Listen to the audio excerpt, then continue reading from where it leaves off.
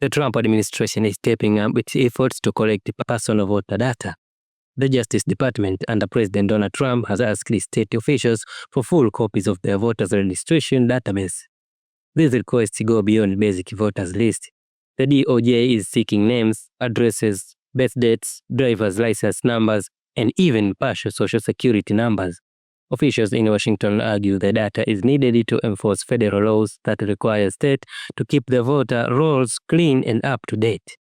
But many state leaders say the demand is an overreach. They argue that elections are run by the states, not the federal government, and they are refusing to hand over sensitive information. Arizona Secretary of State Adrian Fontes, a Democrat, was blunt. He told CNN, and I quote, "I'm not going to give up the personal identifying information of my voters. It's just not going to happen," end of quote.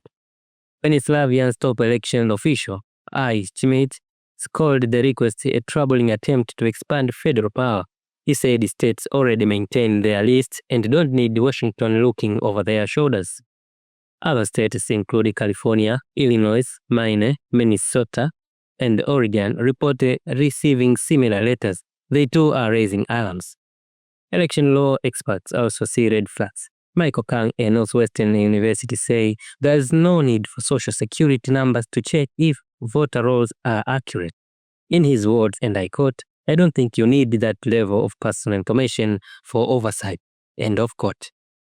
Still, the administration has its defenders. Conservative lawyer J. Christian Adams accused the critics of suffering from what he called Trump derangement syndrome. He argues the Attorney General has every right to demand the data. President Trump himself is weighing in. He insists states must comply with federal orders on elections for the good of our country. Earlier this year, he signed an executive order directing agencies to help review voter rolls and require proof of citizenship to register. Parts of the order are now blocked by courts, but Trump has promised to go further. Over the weekend, he pledged to sign another order requiring voter ID nationwide. The timing is no accident. Next year's midterm elections will decide who controls Congress in the final stretch of Trump's term. He is also urging Republican-led states to redraw their maps to secure more House seats.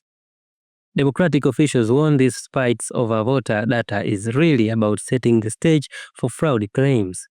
Illinois Governor J.B. Pritzker say the administration is looking for excuses to call future elections fraudulent. Already, the DOJ has contacted more than 24 states, and the standoff may end up in the court. In Minnesota, Secretary of State Steve Simon says he won't give in. He believes the Justice Department has not explained why it truly needs the data. As Simon put it, a reasonable person could conclude that the state reason isn't the real reason.